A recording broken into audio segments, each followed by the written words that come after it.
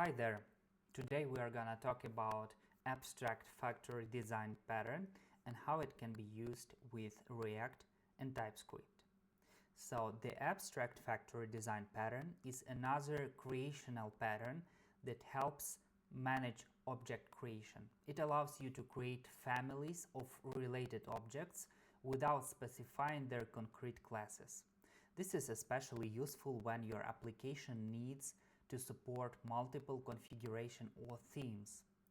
In the context of React and TypeScript, this pattern is helpful for rendering groups of components that share a common context, such as a UI theme or a widget set.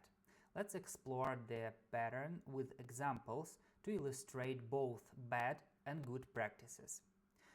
But let's first consider what is the abstract factory pattern.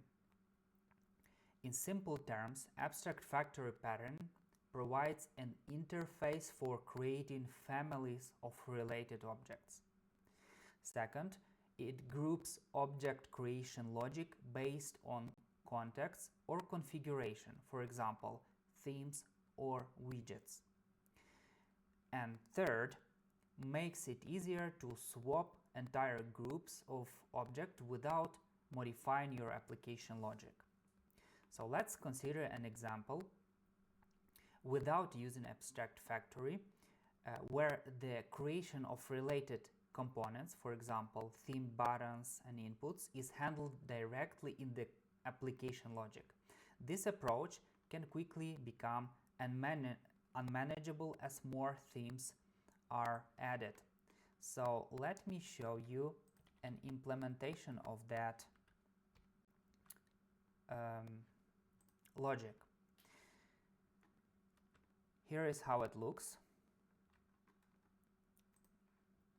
And let's consider what is wrong with this approach. First of all, it's hard to maintain. Why? Because adding a new theme requires changes across multiple parts of the application. For example, inside of our dashboard component, we'll need to add more if-else statements. And that's another drawback, repetitive logic. If the if-else or switch logic for handling themes grows with each new theme. And if we add even more files, you will need to duplicate that in every file or component. And the third drawback is tight coupling. The app component is tightly coupled to the theme-specific components. So now let's refactor this code to use the abstract factory pattern, and this will make the code more scalable and easier to maintain. So let me delete all of that code,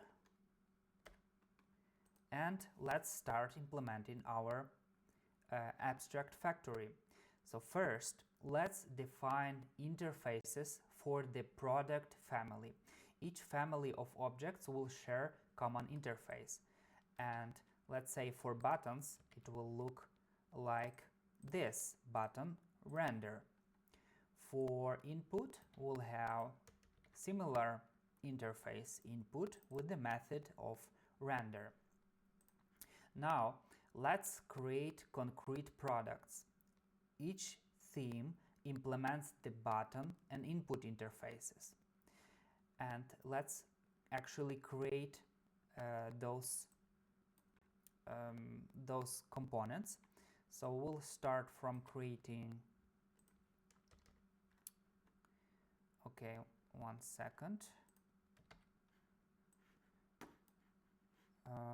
Start for creating light button for a light theme, and we will create a dark button for dark theme, and the same goes for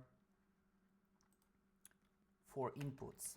We'll have light input, which implements input component interface, and dark input, which also implements input, and this way they share the common method. Now let's define the abstract factory interface. The factory defines methods to create related products, and let me show you how it works. So we'll write a comment here that it's abstract factory interface, and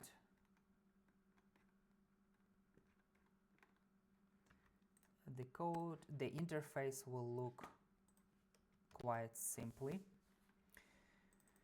Create button and create input. Out of this interface we can implement concrete factories, and yeah, let's implement a concrete factory for light theme.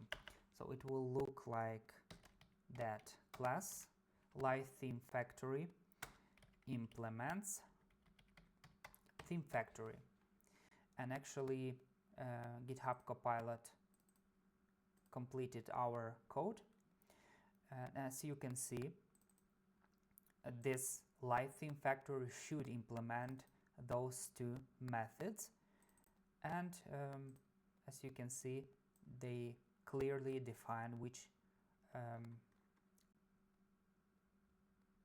specific and concrete product should be rendered. Now let's do the same for dark theme factory. So class dark theme factory implements theme factory, and the same method should be implemented inside of this. So create button and create input, but in this case we'll have a dark button and dark input. So now let's use our abstract factory in the application, and right now the application can use our abstract factory to get the components it needs without actually worrying about their specifics. Let's see how it looks like. So for example, we'll have an input of a theme inside of our app, and constant factory. Depending on the theme, we'll use either light theme factory or dark theme factory. And now how to use that factory? Well, for buttons we'll use existing method create button of that factory, and for inputs we'll use a create input method. And now we can easily use that factory methods to render each component. So let's consider why this is better. There are a few reasons. First, it's easy to add new themes. To add a new theme, we can just create a new factory